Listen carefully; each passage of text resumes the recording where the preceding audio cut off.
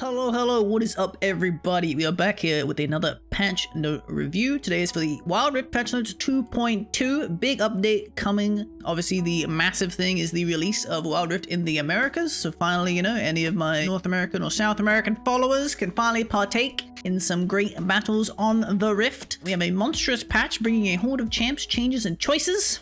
Love the alliteration. Yeah, Galio coming. If you guys aren't familiar with Galio from PC, he is traditionally either a mid laner or a support. He is a tank mage. His ultimate is essentially a global targeted ultimate where he chooses an ally, he flies into the sky, and then crash lands atop of them. Pretty funky stuff. Let's see what kind of changes are coming. Looks like a big table of contents here. There's lots of beefy changes hopefully on the way. Looks like Americas is in the open beta. They also have Hong Kong and it's Macau, right? I think it's Macau, but that's cool. You know, more regions, always good. Excited to see Wild Rift get spread more of the way around the world. Here we go, new champions, Galio the Colossus. Yeah, I think he'll definitely be pretty formidable in the mid lane. Traditionally, he's a very good support as well. I think especially with the support pool we have right now, he'll definitely see play in one of the two roles for sure. Just depends how his scaling is and especially how strong some of the new tank items maybe are. Kind of affects how he is as a support, I think. Right, so new features, position preference, calling all daring duos, skillful solo laners, and mediocre mids. Hey, that's me. So yeah, we got the position preference test coming out. It will not be running in the Americas. Essentially, it's kind of like their version of role queue. You pick the roles in the order that you want to play them the most. They'll be doing a test for a few days to test it. It will not be in ranked, it won't be in normals. It'll be a separate queue called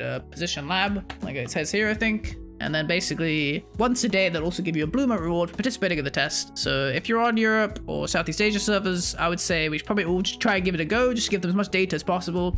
I think the more we help them with this, the faster position preference will actually come out. And so I think working on it now and helping them test it is pretty important. So there's also a reward for doing it. So let's try not to slack. Everybody get your game in a day at least. And then, you know, hopefully position preference will come to ranked sooner rather than later. That'll be pretty cool. Also, all random or mid coming in on this patch and testing. I think they said there will be an initial test. I was reading about it. Yeah, there'll be an initial test from April 5th for 3 days.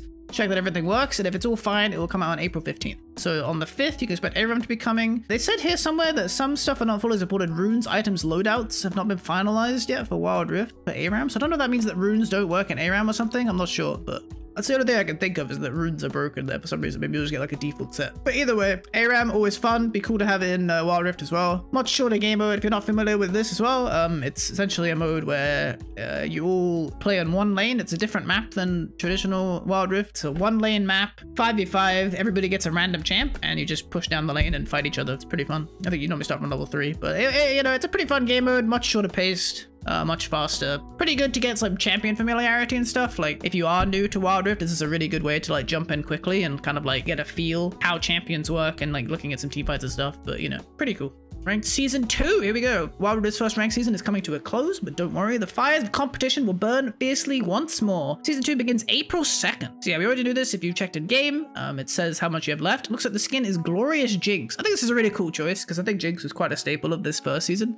I think it's pretty neat that they, you know, unlike Tryndamere, which felt a bit random, Jinx is definitely more of a staple pick in Wild Rift so far, and she's seen a lot of presence. So I think it's pretty cool that they picked a champion that's a bit more relevant. I like the look of the skin, you know. Is it just me, or, you know, has she... I feel like she's had some surgery in the skin, that's all I'm saying. She's looking a bit larger on the top side. But either way, very cool skin. I love the aesthetic. I think her hair is really cool. I love this luminescent blue kind of vibe of her hair. Reminds me a little bit of Gwen as well from PC League. Yeah, we have a running meme of the chat from some guy who once said Jinx has no roundings bottom or top, and you know, it seems like that's no longer a problem. So Riot Games have solved that issue. We also have the Wild Pass coming. Patch 2.2 introduces the Wild Pass. So this is pretty cool. It's kind of like the Battle Pass system from other games. You get a free version, you can pay to get an upgraded version that gives you additional rewards. You know, very cool. You get this free skin at the end. I think you might need to get the paid version to get the skin. I don't know. I think this skin looks pretty cool, the Hexplorer Jax. I have seen some people not fond of it. I guess this is the main advantage of this thing, or this shows one of the skin lines of Wild Rift will probably be the Hexplorer skin line. We don't know how long the Wild Pass will start, but it seems like it's linked to ranked season, right? So maybe each season we'll get a different Hexplorer skin as well. So that could be something cool to look forward to. I think this aesthetic's pretty neat, but I've seen some people who haven't been a fan of it. So I don't know. I guess you either like it or you don't. In testing 120 Hz support, I don't think this is relevant for me. I don't think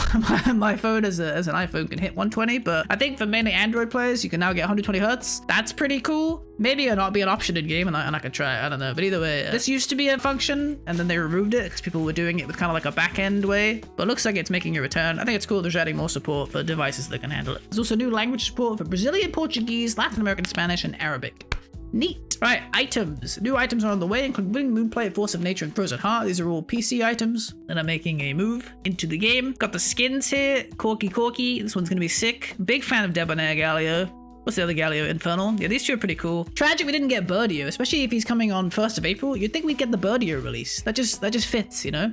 Maybe it'll be a surprise. But yeah, also Draven, Fuzz Fizz coming. So it's like this whole like the animal skin line. Looks like the Nasus one hasn't made it yet. But the others. Oh, Surprise Party Amumu. That's got a pretty cool ult effect. Eye Blitz is pretty cool as well. The hook's pretty nice. Academy Ari. I don't actually know which one this is. So I have to wait till this one comes out, I guess. But that'd be cool. God King Darius isn't on this list. I thought that was meant to be coming in this patch. I'm pretty sure they teased it in the video. So kind of weird that it's not here. But maybe this is just for the initial 2.2 skins. Yeah, I guess it's actually just the initial 2.2 pass. Future skins will be announced for like 2.2b, 2.2c. This is just purely 2.2. I think this is the 2.2 like list of skins that will come. Goodies. You can earn or purchase goodies from a bunch of different sources. Please check the page in-game for more information on how to get them. Apparently we have some goodies here. This looks like it's probably related to the pass again, maybe the wild pass. Some fun emotes.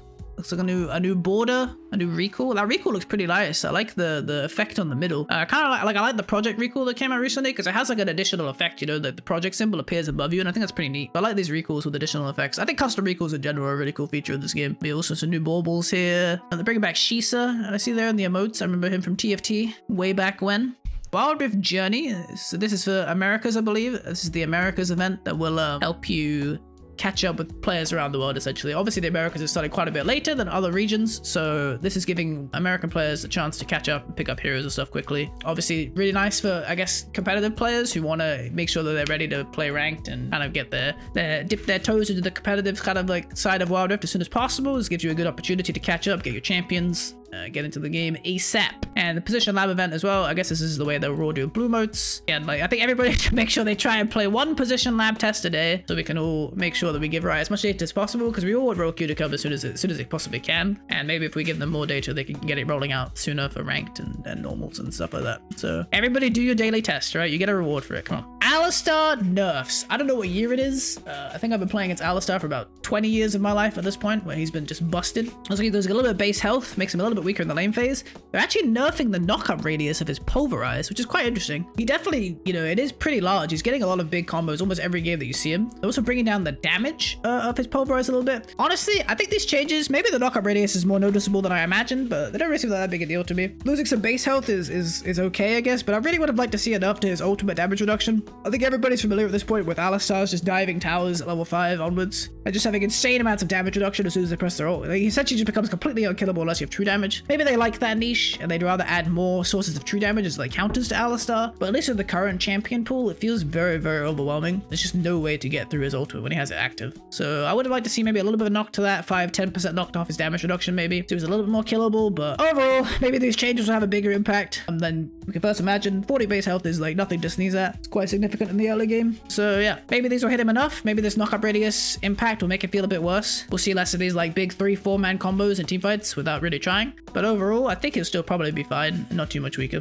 Amumu's tiptoeing over the line for our win rate tolerance, so we're chipping away through his core stats. You know, I'm assuming this is in low reload, maybe in high reload as well. Looks like some just minor nerfs to Amumu. Armor down, health per level down, a little bit of an AP reduction on his despair, and a little bit of an ult CD increase. I mean, I don't really see much Amumu in high elo, I won't lie to you, but, you know, I guess he's a little bit weaker now. So if you were struggling with Amumu, good news for you. Corki. Cleaning up Corki's came by removing an unintuitive mechanic where Corki automatically converted physical vamp into magic vamp and auto-attacking. I don't know if this is true. This is definitely not what I've seen in my testing, that Corki's converting physical vamp into magic vamping. From my testing of like Blade and stuff, he's getting like practically 0 lifesteal from Blade, so I don't know where this is coming from. Maybe there's some other bug where this is occurring. If anything, I think they should have maybe changed it so this is how it worked, because I think it's kind of weird that Corki doesn't have any lifesteal options in this game, because I don't know if you guys are familiar with PC League, but essentially in PC League, healing is broken down into lifesteal, physical vamp, and omni vamp nowadays. Omni vamp is like the spell vamp equivalent where you kind of heal off everything. But lifesteal traditionally is a stat that gives you healing on all of your auto attack damage. So in PC, Corki can build lifesteal, and he does, you know, lifesteal from his auto attacks. But in Wild Rift, lifesteal doesn't actually exist as a stat. We only have physical vamp and magical vamp.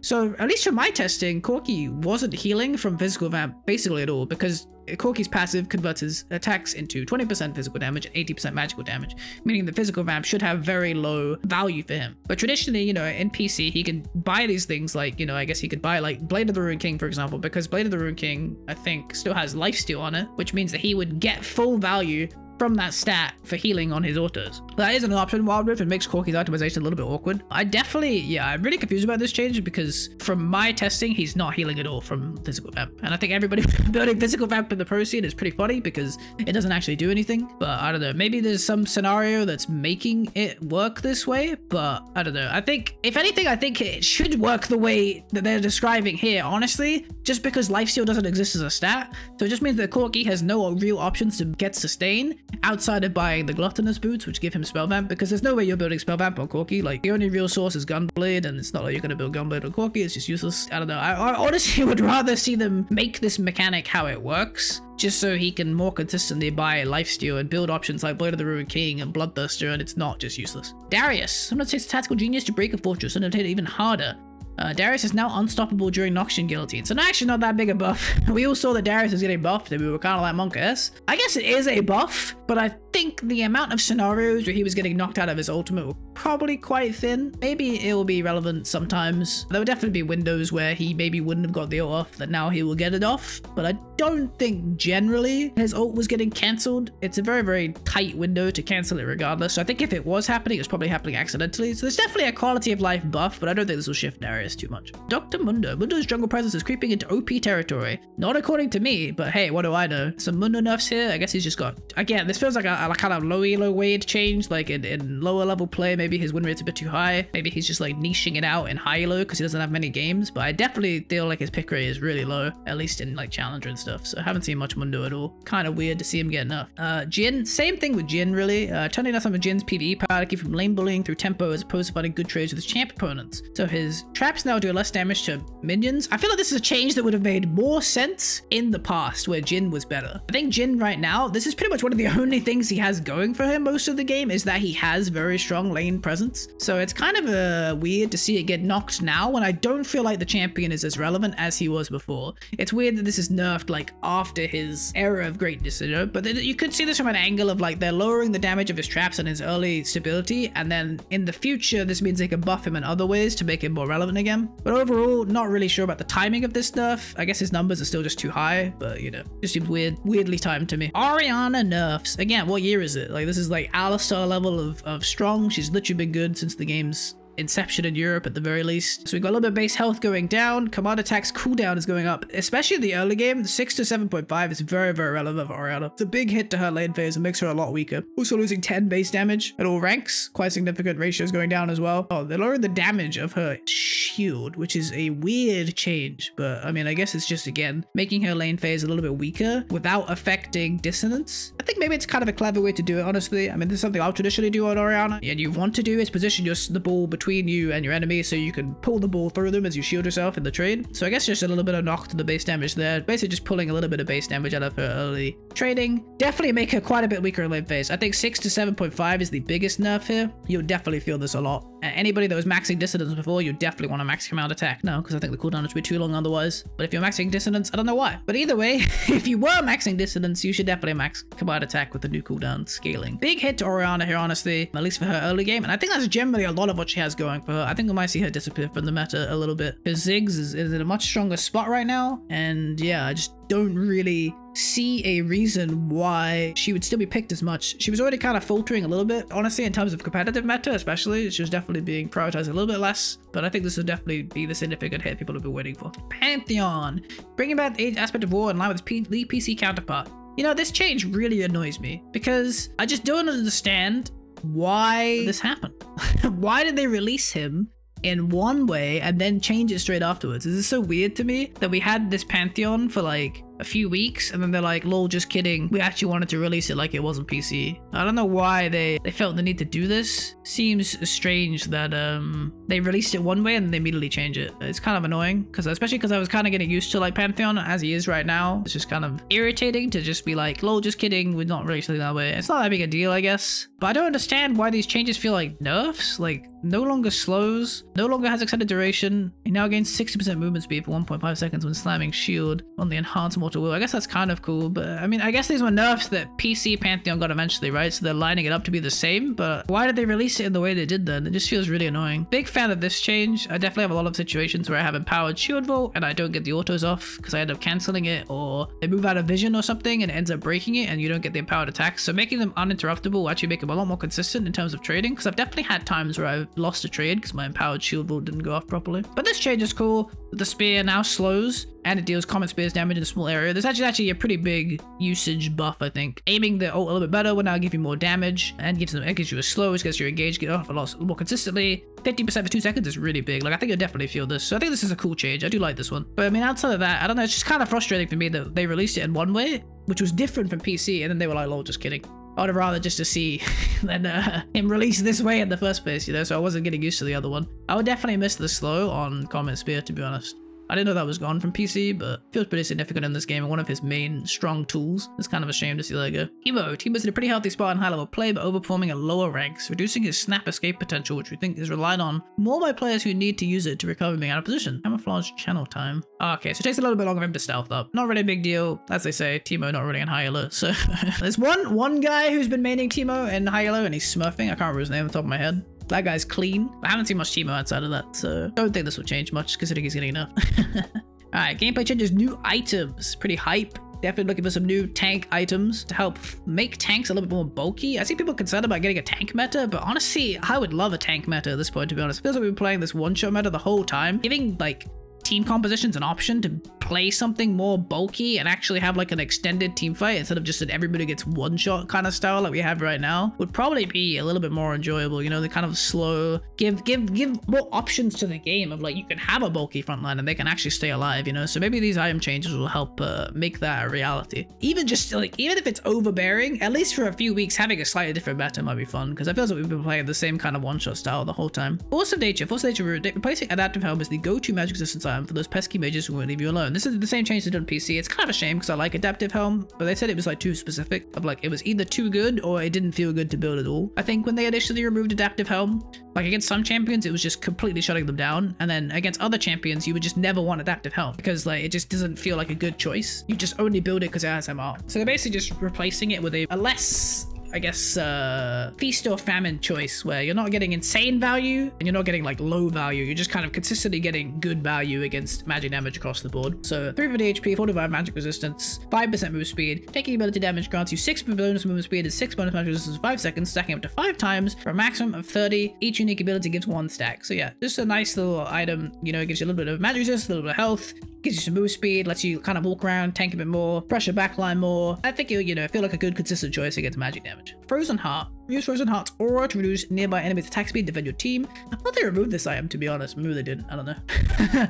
But either way, armor, 70, 300 mana. It has ability haste on it, actually. It's kind of nice. A nice mana armor item with ability haste. I think this is actually pretty good stat lines for a lot of tanks in the game right now. Like Malphite, Sin, just kind of like this item, I think. It also reduces passively nearby enemies' attack speed. So I actually think it's a pretty good stat line. You might see this getting picked up sometimes by some of the tank champions that frequent Baron Lane. So I think this the fact that it has ability haste on it is actually quite nice, and a little bit of mana. Like champions like Singed and Malphite and these kind of champions, they do have a little bit of a mana reliance. So having a nice armor option that kind of solves their early game issues as well as giving them this ability haste. And 20 is quite a lot. Will probably feel pretty good. Winged Moon Plate. This is the item that builds into Force of Nature. So it has health and move speed. Pretty nice early game item. Also it builds into Dead Man's Plate, I guess, instead of Giant's Belt, maybe? I don't know what Dead Man's Plate will be now. I guess we'll find out in a little. Sapphire Crystal. So they're changing Sapphire Crystal. It gives a little bit less mana at base. It gives a little bit of ability haste. This is kind of cool, actually. And now it has the mana charge passive on it, up to 250. So basically you can stack up to more mana than you had before. The value of this really is that the mana charge passive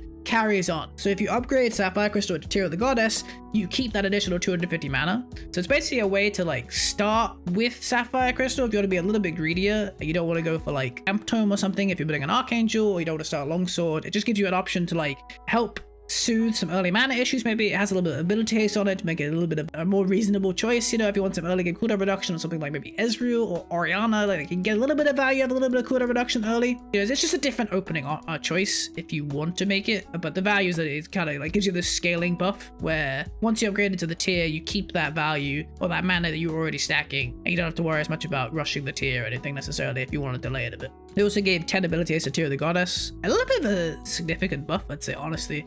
I don't know if they changed the completed items, but yeah, they did. 10 more ability haste on Mana Moon and Muramana. Looks like Archangel's not in here. I guess it's already 20, but actually a little bit of a buff to Muramana, I'd say, to be honest. Having 10 ability haste in the other game is always pretty nice. So it's actually like a pretty sleeper buff to Ezreal that I don't know did it need to happen. And I think Ezreal's already pretty strong. So actually Ezreal will like this change a lot, to be honest. He's basically getting 10 ability haste for nothing. Just 10 more haste, just in his standard build. Winter's Approach and Fimbulwinter are being reworked to become the health mana ability haste item. CC machine, start your engine. I don't know what Winter's Approach is. Is this a thing that exists? I don't recognize this name at all. Fimbulwinter is the tier tank item for sure, but I have no idea what Winter's Approach is. But hey, it has 350 health, 500 mana. So yeah, because it builds out of mana crystal. So the mana's going up. 10 ability haste. I guess it's just another tier item. Okay, grants ability haste equal to 1% maximum mana. Refunds 50% of mana spent. Interesting. It could be seeing some play. Now I get it. So this is the item that builds into this. I didn't even know this had a build path, to be honest. So this is the upgraded version. Oh, I see. Winter's Approach upgrades into Fimbulwinter. It's like Archangel into Seraph. I understand. I'm with it. Don't worry. So passive mana charge, yeah. And then Frozen Colossus. Immobilizing an enemy champion consumes mana and grants a shield for 3 seconds, absorbing 150 plus 5% of your current max mana for every nearby enemy champion. Wow, that's a pretty big shield. So yeah, we could see this item as well on something like Singed or Malphite. Maybe even, I don't know, something like Galio. Like if Ryze is in the game, I think this would be a pretty cool item for Ryze. Maybe there's some cracked Ezreal build where you build this and you just stack a bunch of ability haste. You blink into the enemy team and you get a shield for 20,000 HP. I don't know, but it's actually an interesting item. I think it'll be pretty niche still, but I think the stat line is a little bit more preferential, especially like the ability haste for maximum mana. Like honestly, if Ryze ever comes, I feel like this item's gonna be so cracked on Ryze, but not an issue we have to deal with right now, I guess. Ez can't immobilize. I guess that's true. Is immobilizing the one that counts slows though? I'm not sure if immobilize is the one where you can't move, or if immobilize is the one where you just CC them. Because they have 2 different words, and I can't remember what the other one is on the top of my head. But maybe if you have Iceborne Gauntlet, it counts. I don't know. So Jhin, they're removing the mana from Jhin. This is a PC change. Jhin becomes a little cheaper. It's actually pretty good for a lot of Baron lane champs. They don't really care about the mana, but they get all the value out of spending less gold. So 200 gold cheaper on your Jhin spike means you have a much more timely recalls, which gives you a lot more early impact. Also, Lichbane losing the mana is really good for a lot of champions like Akali, Katarina, for example, or just 2 examples of champions that don't have mana that could get value out of Lichbane. And now this makes it as a purchase a lot more efficient because it's cheaper and they also aren't wasting a bunch of gold on mana. They didn't actually increase the stat line much. Or they didn't use the satellite at all, sorry. So it may still not be a great choice, but I do think Lichbane's already pretty good on Akali, for example. And having the choice to build it now and not feel bad about wasting a bunch of gold is pretty good. I'm surprised they didn't increase it a little bit at all. Like, but I guess on PC, when they initially removed Jhin's mana from Lichbane, it was pretty impressive. So maybe they're just nervous about buffing it before seeing how it works out. Trinity Force also 200 gold cheaper because of the gold removed from Jhin. Overall, yeah, pretty good buff for Baron laners who want to build Triforce. So they're definitely going to spike a little bit sooner. 200 gold is nothing to sneeze at. It's like a minion wave, so they'll be able to get their power spikes a little bit faster. Iceborne Gauntlets actually didn't get changed at all price-wise, I guess because it's the cheapest option. They keep it at 2,700 gold, that's decreasing the combined cost. But it actually doesn't have any mana on anymore, which doesn't really make any sense because Glacial Shroud has mana. So maybe they just forgot. I mean, I think Glacial Shroud has mana in this game. Maybe it doesn't, to be honest, but it builds into Fimbulwinter still, and it builds into Frozen Heart here, which has mana on it. So it's kind of strange that they removed the mana from Iceborne. It looks to me like you're now losing mana by upgrading this item, unless they removed the mana from Glacial Shroud, and I just haven't seen it yet. So kind of sus from Riot that they forgot that Glacial Shroud has mana on it, but I think they'll probably just add the mana back to Iceborne. I don't know why I lost this overall. One thing to consider about the Ezreal thing I said earlier as well is that he is losing the mana from his Jhin choice now, which does lower his damage a little bit because he'll have less max mana from Muramana, but I think the ability haste more than makes up for it, to be honest. So I don't think he'll be too upset about it. Dead Man's Plate. So yeah, here's the new movement. Here's the new build path. It's now 5% move speed. Yeah, it was the Giant's Belt they replaced. So it's now Winged Moon Plate plus Chain Vest plus 1,000 gold. Gives you Dead Man's Plate. So you're just running a little bit faster. I don't think you, yeah, the overall tank stats are the same. So it's basically just gaining move speed. Pretty good buff for Dead Man's. Champions like Alistar already really like this item. So give him even more ability to move around the map faster. 5% move speed is pretty significant. Thornmail we felt applying Grievous Wounds was too far out of the tank's control after having purchased Thorn Mail, so we give it more ways to apply the debuff. So it looks like this is the change where if you immobilize an enemy champion, you afflict them with Grievous Wounds. So this is really good for champions like Malphite, champions like Alistar, if they build, if they finish the Thorn Mail, also a good reason to upgrade your Bramble Vest rather than sitting on it. But if you finish Thorn Mail now, when you do that engage, you apply Grievous Wounds, which can be really significant for like dealing with like counter healing on your engage without them hitting you back, So it gives them a more active usage. I think it's a really good change, just gives them tanks a bit more ability to impact the fight with their engage. And it gives them a better way to itemize as well. Like I said, a lot of people will sit on Bramble Vest because finishing the Thorn Mail doesn't really feel necessary, because a lot of times you just want the Grievous Wounds effect. But now, finishing Thorn Mail has more of a value to it because you get this additional effect, an additional way to apply Grievous Wounds. Sunfire Aegis, like a beautiful butterfly, Sunfire Cape is evolving into Sunfire Aegis. Sick, dude. Few notable differences between the PC and the Wild Rift version. Wild Rift version isn't a mythic, it is a mythic passive. Yep. Also losing a lot of tank stats, this version only has health and ability haste. So this is like a damage tank choice. I think Sunfire Aegis would be a lot higher prioritized, to be honest, because I think early health is generally very efficient, and ability haste is very useful, and I think this would feel like a really good lane item for a lot of tanks because it also gives passive wave clear. Immolate is basically, it's the AoE burn, but it also, you do bonus damage when you deal damage, basically. So it's like a scaling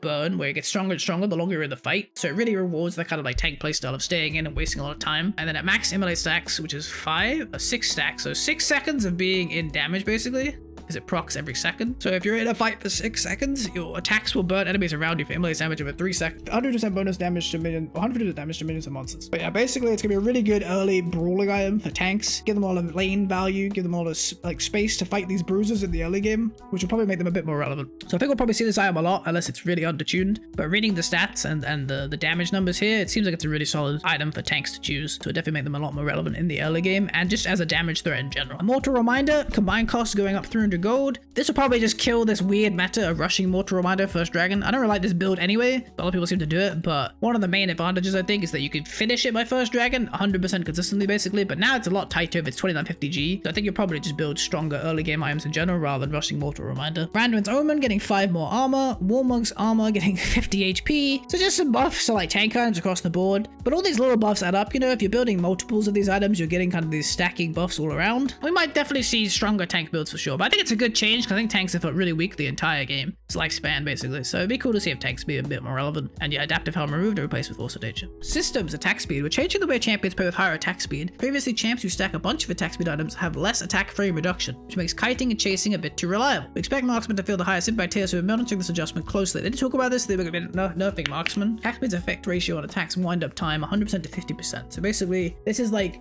the speed of the animation of your champion starting the attack. So basically attacks are broken into like 3 different parts, where it's like the wind up, which is like the animation of your champion getting ready to fire the projectile, the attack, which is the projectile being shot out, and then the wind down, which is like the post attack animation that can be cancelled by moving. So traditionally when you're kiting, you will be like moving during the wind down animation, but basically they're slowing the wind up time. So you'll have to move more essentially between each attack. Even though your attack speed will probably feel about the same, you end up moving more. Kiting will be a little less like just mashy. You have to like move more between each attack because your wind up time will be slower. So you have to commit more to a specific spot as you're attacking than you would in the past. I think definitely it would feel like a nerf to late game marksman, but I think marksmen have felt really free to play in the late game. Not sure if you've ever played like Jinx or Kai'Sa in the late game, where you have a bunch of attack speed, but it's super easy to just walk in circles and mash attack speed and just dodge everything anyway. But now you have to be a little more careful with your positioning, a little bit careful with your kite timing. It's basically just a nerf to late game marksman's power. I think generally is like the biggest hit here. Maybe some bruises like Furor and Camille will hear it as well. When you have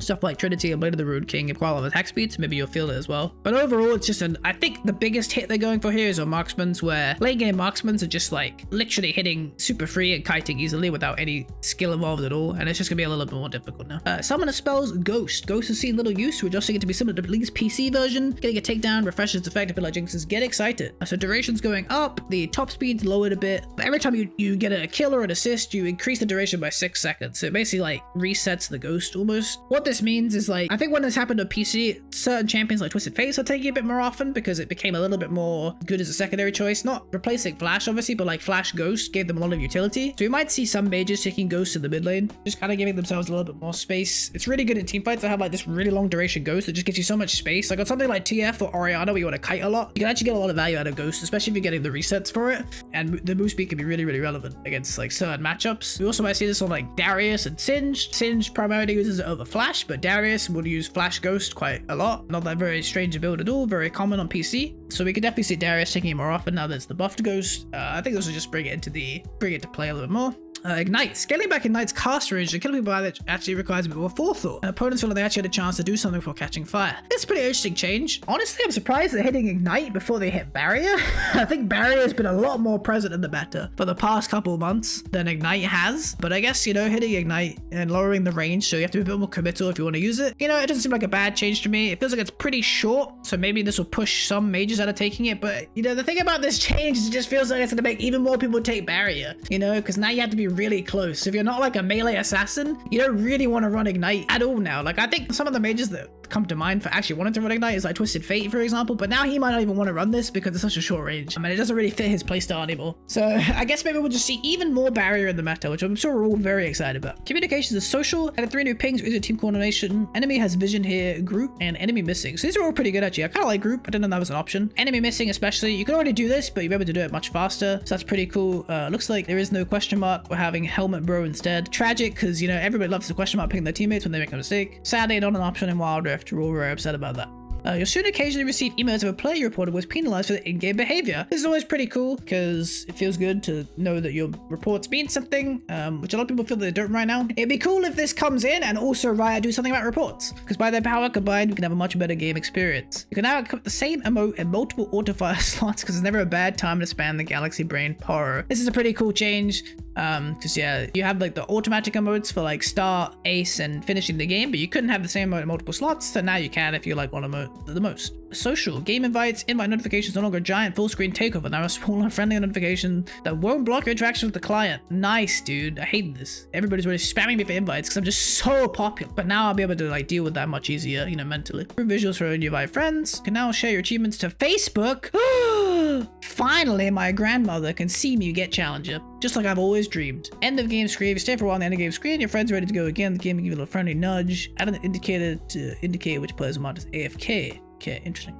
Controls and settings, new graphics presets coming in. It's pretty cool. New FPS shows us 40, 90, and 120. So that's pretty cool. You might not have 120 on your device. Looks like it's in beta, but you will be able to choose 90 maybe if your phone's a little bit higher end. I think I could probably at least handle 90. So that'd be cool. Nice to get a little bit higher FPS options for people who do have good phones. They're also adding dead zone tuning. This basically means that you can increase the distance you have to push out your ability to activate it. Basically, you have to like, you can adjust how far out you have to go before the ability is used, I believe is what it would be. Like the central part. So that's a nice change for anybody who's struggling with it. Move stick, due to how we constrain the center of the move stick, possible to input a move direction that is opposite to your initial drag direction when you first touch the screen. Never an issue I had, but maybe this fixes for some people. Tutorials. Changing up the first login flow. Players have to warp actions faster. Just letting you download and play sooner. New players no longer immediately enter the standard free-to-play champ rotation when they finish the tutorials. They've set up the designated champ will aim to give them a taste of different roles, playstyles, and champ fantasies. That's pretty cool. Actually, they're kind of limiting the amount of champions you'll experience in your initial games as well, which will help you understand kind of those champions easier. So that's pretty neat, I guess. For the first 7 levels, you get kind of this like designated champion set, so you can help, you know, kind of learn the game at a better pace. Yeah, that's pretty neat, actually. I wouldn't have thought to do that, but it sounds pretty cool. Miscellaneous. Raise the in-game camera height on some tablet devices. I like how this is just quietly snuck in there. Nobody will see it until you play the patch, but looks like this is a fix for tablet resolution, potentially. I'm sure Leon is somewhere screaming okay in utter delight because he's complained about this literally as long as I've known him. Added map visuals to better indicate when Blue Sentinel, Red Back, or Rift Scud are about to spawn. A gray map icon switches to a yellow icon when their respawn is imminent. Cool. Always love more quality of life visual clarity. Added visuals to help indicate lane assignments more clearly in game. Improve visuals for tower aggro. Danger zones now have more solid coloring, so new players clearly know when they've drawn tower aggro. It's cool. Adding an option to hide in-game names, change to the champion names. This is pretty neat for people who get like tilted by the fact that they're playing against me. Consistent problem, I'm sure. Malphite's 3D model background in the collection page is now based in Ixtal. Wow, lore. Event missions will now progress if you're playing on a different server. This is pretty cool, I guess, if you play between Southeast Asia and Europe, whatever. Events with temporary personalization content will now show in the events panel under quick menu. Continue to address performance and latency issues. This could be quite a fix to some of these problems people have with ping. Hopefully this is affecting that. Again, quietly snuck into Miscellaneous. champion select filters like by position, so you can see a champion role filters. It's pretty cool. I hope this is in actual champ select or not just the champion screen, because this would be really convenient if you could just filter by mid lane as opposed to filtering by mage. I think filtering by mage is really confusing, but filtering by mid lane will be a lot easier. So I hope this is actually champ select and not like the champion collection, because this would be a really cool change if you could pick by position, because it would make finding champions a lot easier. It would mean that my teammates can actually find the champion they need to pick in scrim instead of like being like, I can't find it, and then we pick something random and lose the scrim. So good change. And then if you're finding content through the App Store / Google Play Store, put your wildcard count in the negative, attempt to be suspended as a precaution. Yikes, dude. Don't go over your bank limit, chat. And viewers, keep that one in mind. So overall, pretty interesting patch. Hard to predict what the changes will be. I think Galio will be pretty cool. Lots of changes to tank items. Could definitely be more relevant in this patch. It'd be really cool to see tanks actually relevant in the game for once, as opposed to them all just building damage and dying instantly. But yeah, Orianna getting nerfed. Finally, will probably fall out a bit. Maybe a little bit weaker on Alistar as well. Item changes are cool. Overall, yeah, seems like a pretty solid patch. Lots of cool features coming. I think we're gonna be pretty excited for season 2. But yeah, this has been my patch review of patch 2.2. Hope you enjoyed me going through it. Definitely excited to play this one. Hope you guys have a great time on the Wild Rift, and I will catch you guys next time. Thank you very much for watching, and I will see you again, hopefully. Have a good one.